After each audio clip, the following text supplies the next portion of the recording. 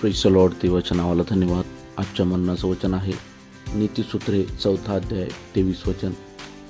सर्व रक्षणीय वस्तूंपेक्षा आपल्या अंतःकरणाचे विशेष रक्षण कर, कारण त्यात जीवनाचा उगम आहे. बघा, विज्ञान देखील सांगतं की माणसाच्या जीवनामध्ये प्रामुख्याने जे रोग आहेत, मॅक्झिमम रोग जे आहे ते त्याच्या विचारांच्याद्वारे आहे. विचारांच्याद्वारे तो रोगांना आमंत्रण देतो, चिंतेच्याद्वारे.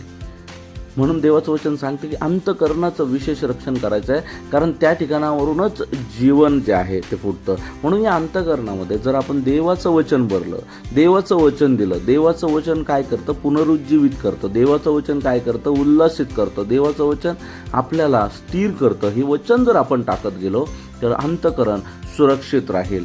आणि हे अंतःकरण जे आहे, देवाचं वचन आपल्याला पाहायला मिळतं की ते जीवन आहे, ते जीवनाकडे फ्लो होत राहील. म्हणून या अंतःकरणाचं विशेष रक्षण करण्यासाठी परमेश्वरा वचनाच्या द्वारे तुम्हाला सहाय्य करो.